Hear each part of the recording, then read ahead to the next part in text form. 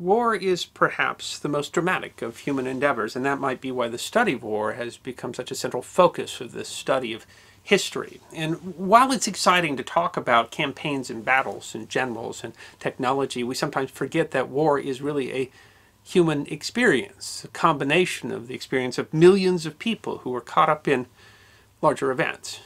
And that's why we so appreciate it here when a viewer shares with us the story of one of their relatives who help us to understand how large events affect individuals. Walt Haaser was one of those millions of people who fought in the Second World War, a young man who enlisted as early as he could. At just the age of 20, a bomber crew of 10 people depended upon him for survival. Grievously damaged, they were forced to bail out over enemy territory. One story of millions, but a story that deserves to be remembered. Walt Haaser was a 17-year-old senior at Wethersfield High School in Connecticut. His family had lived at Wethersfield since he was 3 years old, when the Japanese attacked the U.S. Pacific base at Pearl Harbor on December 7th, 1941. By law, a 17-year-old would be allowed to enlist with the consent of their parents. And of course, there are many stories of men lying about their age and enlisting at even a younger age. But generally, in the United States, a man had to be 18 to enlist or be conscripted into the military. Walt had to wait until he was 18 to enlist. His official date of enlistment was December 15th, 1942. The Hartford Courant would later write that among the greater Hartford applicants taking the cadet examination at the time, his score was the highest. He wasn't the only member of his family to enlist. One brother spent 39 months fighting in the Pacific. Another served as an Army officer stateside. While he was eligible for the draft, Walt Haaser chose to enlist, a decision which gave him relatively more freedom to choose his branch of service, although it was no guarantee. As the National World War II Museum explains, if a man passed physical and psychiatric exams, he was fingerprinted and asked which type of service he preferred, though his assignment would be based on the military's needs. When asked that question, 18-year-old Walt Haaser wanted to join the United States Army Air Force. Dr. Bruce Ashcroft, staff historian of the United States Air Force's Air Education and Training Command Office of History and Research, explained in 2005, aviation cadet examining boards administered a 3-part battery of tests, in addition to a rigid physical examination, to help identify those who might make the best pilots, navigators, and bombardiers. Men like Walt Haaser would undergo a battery of psychological and physical tests, which would consolidate into a single score on a 9-point scale, Ashcroft explains. Called a Standard 9 or STAN-9, this composite score evaluated physical, psychomotor, and psychological attributes in an attempt to best match those entering the comprehensive training programs to the needs of the service. You might imagine that pilots require the highest STAN-9 scores, but that's not the case. Navigators required the highest scores, and a higher STAN-9 score did not mean you got to choose your position, Ashcroft continues. Because 97% of the cadets wanted to be pilots, the classification procedures first took into consideration the type of aircrew training needed by the service, then the STAN-9 score, and finally, individual preferences. It was through this process that the U.S. Army Air Force changed the trajectory of Walt Haaser's military service. In a 2021 interview with Haaser's wife, Margaret, she explained, he wanted to be a fighter pilot, but his personality disposition check came back and he was not the type to be a fighter pilot. However, he was perfect to be a bomber pilot. Pilot training was a lengthy process, although it had been somewhat streamlined in 1942 to meet growing demand. Although he enlisted in 1942, Walt only qualified with his bomber crew from the training facility at Gulfport Army Airfield in Mississippi in January 1945. Still, Walt, now in charge of a crew of 10 flying into combat, was just 20 years old. Walt and his crew were assigned to the 353rd Bombardment Squadron, part of the 301st Bombardment Group of the 15th Air Force. The 353rd had flown from England with the 8th Air Force before being moved to North Africa in November 1942. They'd supported the campaigns in Tunisia and Sicily, and in November 1943 were assigned to the 15th Air Force and moved to Italy. Walt and the crew of his B-17G were assigned to Lucera Airfield, some 5 miles from the city of Lucera, in the southern Italian province of Foggia, where the 301st had been stationed since February 1944. From Lucera, the 353rd was involved in strategic bombing throughout the European theater, including the German city of Cologne. Margaret noted that Walt never got over a bit of guilt of bombing cities with women and children. On April 11, 1945, the 353rd was assigned to bomb a railroad bridge in the northern Italian city of Vitepieno, some 550 miles north of the base at Lucera. It was Walt and his crew's 7th mission.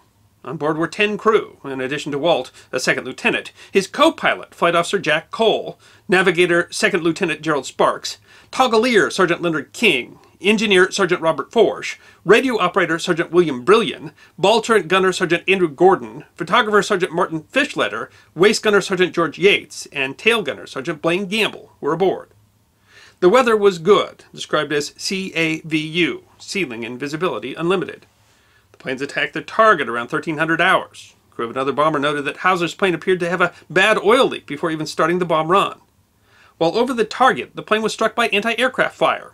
When the plane returned to the formation rally point, Staff Sergeant William Kelly, tail gunner on a nearby plane, reported that Haaser's No. 4 engine had been shot out over the target and the plane was lagging behind the formation.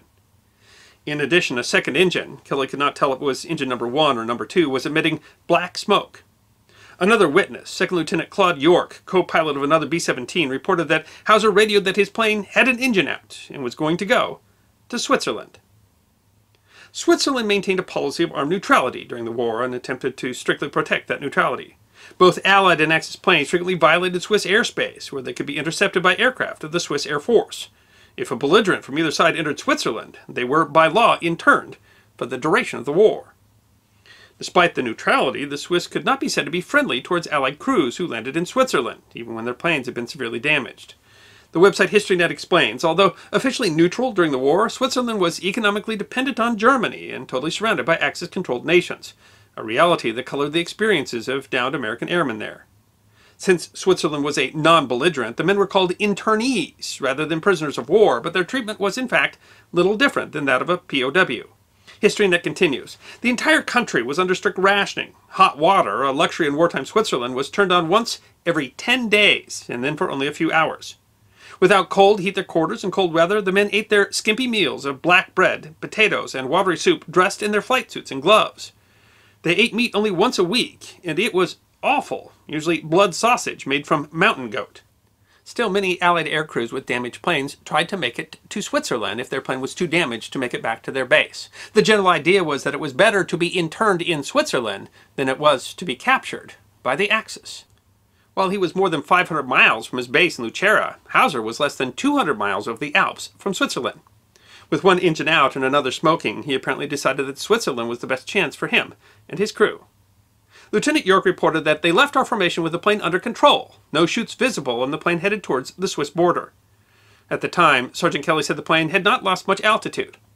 Lieutenant Francis Tinsler, operations officer of the 301st Bomb Group, listed the crew as battle casualties as opposed to non-battle casualties, and noted that personnel were believed to have survived, as the plane was last seen flying straight and level towards Switzerland. On April 27th, the Hartford Courant reported that Second Lieutenant Walt Haaser was missing in action. In fact, the German fire had badly damaged the plane, eventually causing the loss of 3 of the 4 engines. Haaser would later write to his parents, "We tried to make it to Switzerland, but we couldn't make it over the Alps." The plane was 10,000 feet over a valley, but the peaks were at our altitude and only 15 miles apart. Realizing that they wouldn't make it over the mountains, the crew had to bail out of the valley. As Walt noted, the bird was going down pretty fast, with only one fan running. The rule was that the pilot should be the last person to leave the plane. Walt was struggling to keep the plane level, leaning between the pilot seats with his left hand on the pilot's wheel and his right on the co-pilot's. When he went to the bomb bay, he had his flying jacket in his left hand and his shoes in his right. Realizing he would need a hand to pull the parachute's ripcord, he asked co-pilot Jack Cole to attach his shoes to his harness. At that time, there were only 3 of the crew still in the plane. The navigator, Lieutenant Gerald Sparks, nicknamed Sparky, jumped, then Jack Cole, and then Walt. This was, of course, his first time bailing out of an aircraft. Crews were trained to wait until their forward momentum had slowed before opening their chute, but Walt wrote, "The ground was coming up like a bat out of wherever bats come from." And so he wrote, "This, I decided, was an opportune time to see if the parachute was all that its admirers claimed it to be." He noted that when the chute opened with a jolt, my leg straps on the harness dealt the family jewels a mean blow. Still, it could have been worse. Another one of the crew members pulled the ripcord and nothing happened, forced him to go after the parachute himself, although he did manage to get the parachute to deploy. As he came down, Walt found himself in a bad spot, falling through a high-tension wire that scraped the skin off his throat from the Adam's apple to the chin. While the wires were not insulated, luckily he wasn't grounded to anything and so was not electrocuted. But he was still in enemy territory and he'd lost one of his shoes. The situation could have been dangerous. Walt didn't know it at the time, but German troops were in the nearby town of Morbegno. Walt was unable to write the rest of the story in his letter, saying that what took place after is a secret. Like many veterans, he never talked much about the war, but he did relate the rest of the story later to Margaret, who explained that Walt was picked up by 4 or 5 men who identified themselves as the Italian underground. It's not surprising that Walt was not allowed to write about being saved by the partisans. German reprisals against partisan activity was brutal and could be carried out against innocent civilians as well as captured partisans. The Italian resistance movement played many roles throughout the war, one of which was aiding Allied air crews and escaped POWs, often using old smuggling trails.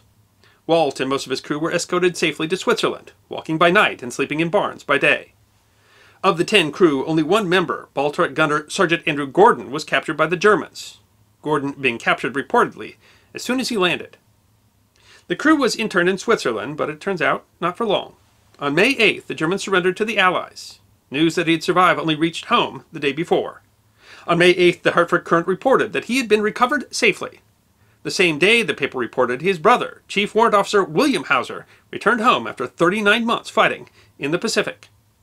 The 9 crewmen in Switzerland were repatriated, saving them from the mountain goat blood sausage, and Sergeant Gordon was also safely returned. When Walt Haaser returned to the United States in 1945, he used the GI Bill to attend at Notre Dame University, where he met and married Margaret.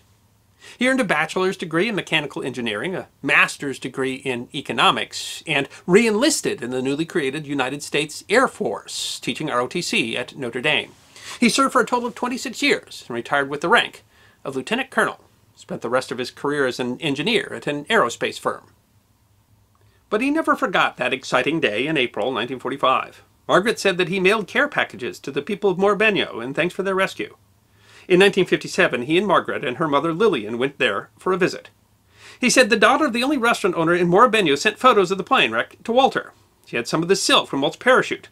When the daughter heard that Walt and others would be coming, she spread the word and the townspeople showed up to greet them. She closed down the restaurant for them to have a private welcoming dinner. They were happy to see Walter. They made a wonderful dinner for them. Walt Haaser's story is just one of the millions of those who served in the largest war in human history. He did his duty. He faced the very real possibility of death, and he found salvation in the form of strangers half a world away who risked their lives to save his, and who would later become his friends. He spoke little of the war, and on May 13th, 2015, passed away at the age of 90. He left behind 5 children, his family jewels, apparently having survived their encounter with his parachute harness, and among those was Fred Haaser, who was kind enough to share his father's story with us. A father who, as his oldest daughter said in her eulogy at his funeral, was the sort of person that any of us would admire to be. I hope you enjoyed this episode of The History Guy, short snippets of forgotten history between 10 and 15 minutes long. And if you did enjoy, please go ahead and click that thumbs up button.